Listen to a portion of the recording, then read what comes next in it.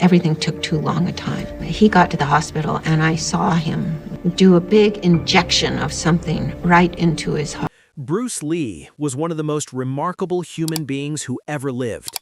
The world knew him as a martial arts legend, a man so fast and so powerful that he seemed almost superhuman. His movies changed cinema forever. His philosophy changed the way millions of people think about life. And his name, even decades after his death, still carries a weight that few others can match. But behind all of that fame and glory, there was another story, a story of struggle, rejection, and mysteries that have never been fully explained. And now, the woman who knew him better than anyone else in the world is finally ready to talk. Linda Lee Cadwell, Bruce Lee's wife, is 79 years old. For most of her life, she stayed quiet, protecting Bruce's name and pushing back against the rumors that never seemed to stop. But something has changed. Her words now carry a different kind of weight. She is not just remembering her husband anymore. She is hinting at truths that she kept buried for a very long time. Truths that could change the way we understand everything about Bruce Lee's life and death. If you want to keep learning about the stories history never told you, make sure you subscribe and hit the bell so you never miss what's coming next. What we are about to share goes deeper than anything you may have heard before. To understand why Linda's words matter so much today, you have to go back to the very beginning, back to 1963, when a young college student named Linda first crossed paths with a driven, energetic young man who was teaching martial arts in Seattle. Bruce Lee was not yet famous. He was not yet an icon. He was simply a young man full of ideas, full of energy, and full of a hunger to prove himself to a world that had not yet decided to take him seriously. From the very start, their relationship was something that made people uncomfortable. Linda was a white American woman. Bruce was a Chinese man. In the 1960s, that combination drew stares, judgment, and quiet hostility from people on both sides. Interracial relationships were not accepted the way they are today, and the two of them faced real social pressure just for choosing to be together. But they held firm. They believed in each other and in what they were building, and that belief became the foundation of everything that followed. Linda stood by Bruce through every challenge he faced, and there were many. From the very beginning of his time in America, Bruce was pushing against a wall that refused to move. He had extraordinary talent. Anyone who watched him move, watched him think, watched him teach could see that immediately. But talent was not enough, not for a Chinese man trying to make his way in an industry that had already decided where people like him belonged, which was in the background, never in the spotlight. Hollywood in the 1960s and early 1970s was not a welcoming place for Asian performers. The roles available to them were limited and demeaning: the sidekick, the mysterious foreigner, the villain with an accent. Bruce refused all of it. He wanted to lead. He wanted to be the hero on screen the same way he was the most capable person in any room he walked into. But the studios did not see it that way. The moment that hurt the most, the one that still gets talked about whenever his story is told, was the Kung Fu television series. Bruce had been deeply involved in developing the concept for the show. It was built on ideas he had been working on for years. He expected to play the lead role. It seemed obvious. It seemed right. But when the decision was made, the role went to David Carradine, a white actor. The explanation given was that American audiences would not accept a Chinese lead. Bruce was passed over for a role in a show that existed largely because of his own vision and creativity. Linda watched what that did to him. It was not just disappointing, it was an insult. It made clear that no matter how good he was, the system had a ceiling built specifically for him. And yet, rather than letting that break him, Bruce used it as fuel. He became even more determined, even more relentless. He trained harder. He wrote more. He reached out to every connection he had in the industry. He refused to accept that the ceiling was permanent. During those years when Hollywood doors were closing in his face, Bruce kept his family afloat by teaching martial arts privately to some of Hollywood's biggest stars. Steve McQueen trained with him. James Coburn trained with him. These were men at the very top of the industry, and they sought out Bruce specifically because they recognized something extraordinary in him. Yet even that was not always enough to keep the bills paid. Linda has spoken about times when money was genuinely tight, when making rent was uncertain, when the gap between Bruce's talent and Bruce's financial reality felt impossibly wide. Then came the injuries. The public image of Bruce Lee was a man who was physically untouchable, a body so disciplined and so conditioned that nothing could stop it. But in 1970, during a training session, Bruce suffered a severe back injury that threatened to end his career entirely. Doctors told him he might never kick again. For 4 months, he was confined to bed.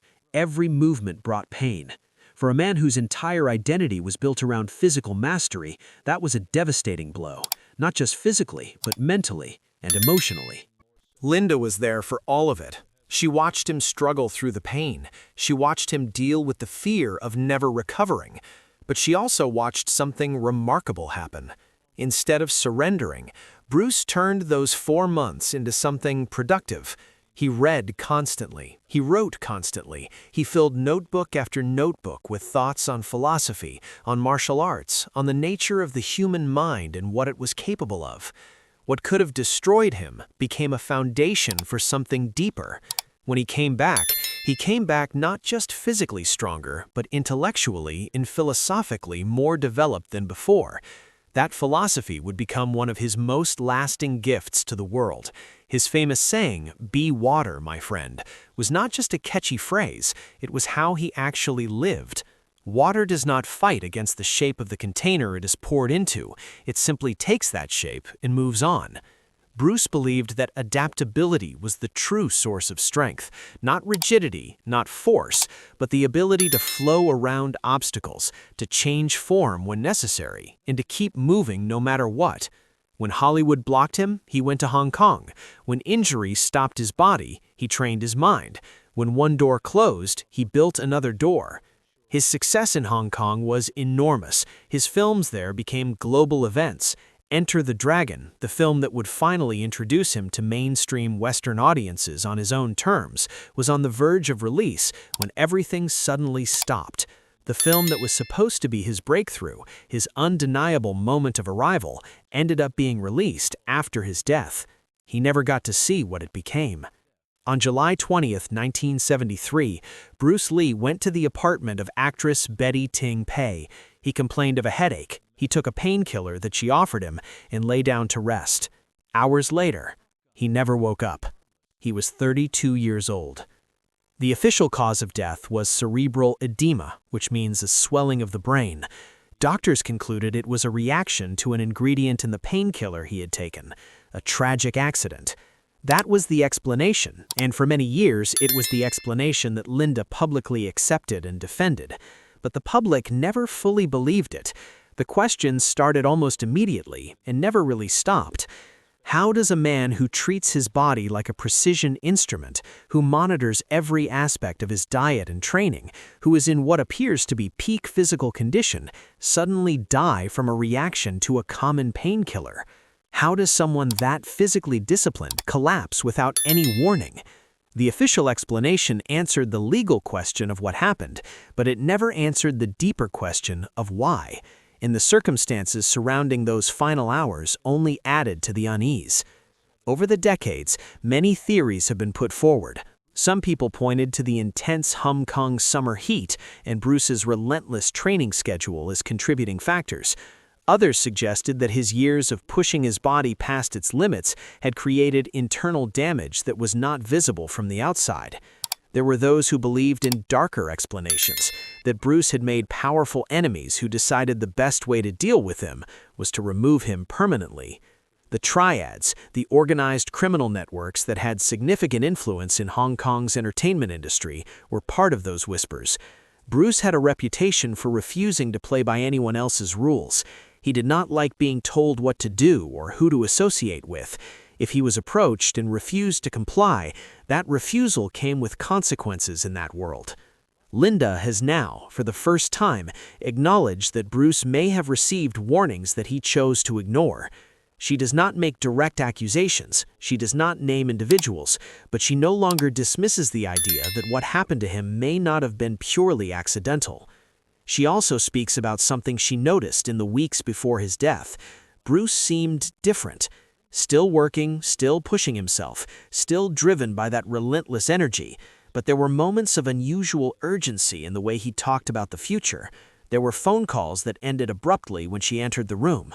There was a tension in him that she had not seen before, a kind of alertness, as if he were watching for something that he could not quite name. At the time, she told herself it was stress, the pressure of everything he had been carrying for so long. But looking back now, from the distance of 50 years, she wonders if he already knew that something was wrong. And then, 20 years later, her son, Brandon, died.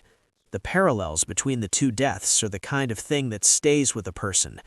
Brandon was on the set of The Crow, a film that, ironically, was deeply rooted in themes of death and resurrection.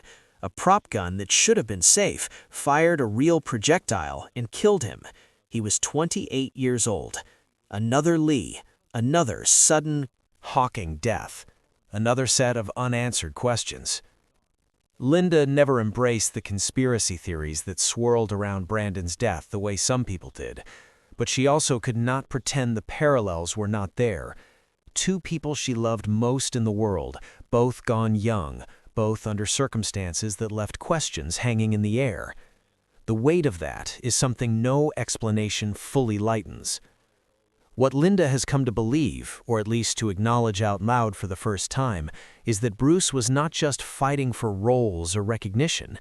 He was fighting against a system, against assumptions about race and power, against the idea that only certain kinds of people were allowed to be heroes.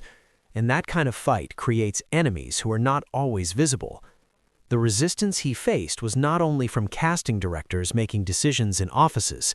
Some of it came from places that operated in shadow. Bruce himself seemed to sense this.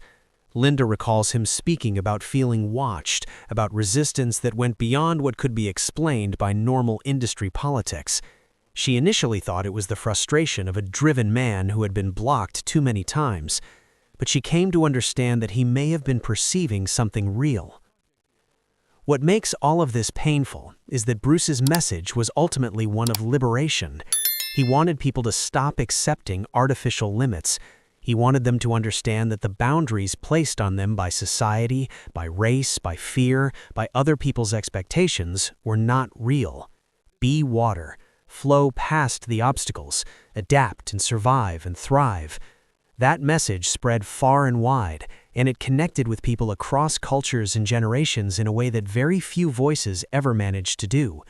It was beautiful, and it may have been exactly what made him a target. His legacy, the films, the philosophy, the foundation that Linda built in his name to preserve and share his teachings, has outlasted every obstacle that was thrown at him in life. Generations of people who were not born when he died have been shaped by his ideas. Athletes, artists, thinkers, ordinary people trying to figure out how to move through a world that keeps pushing back, have found something real and useful in what Bruce left behind. Linda Lee Cadwell, at 79, is not trying to burn down what has been built. She is not trying to reopen wounds for the sake of drama. She is simply, finally, allowing herself to say out loud what she has carried quietly for a very long time, that the man she loved was more complicated than the legend, that his death was more complicated than the official record, and that the world is ready now, perhaps more than it has ever been, to hear the fuller truth of who Bruce Lee really was. He was fast. He was brilliant. He was a devoted husband and a loving father who spun his son in his arms and told him stories about warriors. He was a man who wrote by hand in notebooks late at night trying to understand the nature of existence. He was someone who refused to accept the ceiling that was built above him and who climbed past it through sheer refusal to stop. And he was, according to the woman who knew him best, someone who may have paid the ultimate price for that refusal. Whatever the full truth of his death turns out to be, one thing is certain. Bruce Lee lived more fully in 32 years than most people manage in a lifetime. And the questions Linda is finally willing to raise do not diminish that. If anything, they make him more human, more real, and more worth remembering than the invincible icon the legend sometimes reduces him to. He was a man who fought for something, and some fights, even when they end badly, matter forever.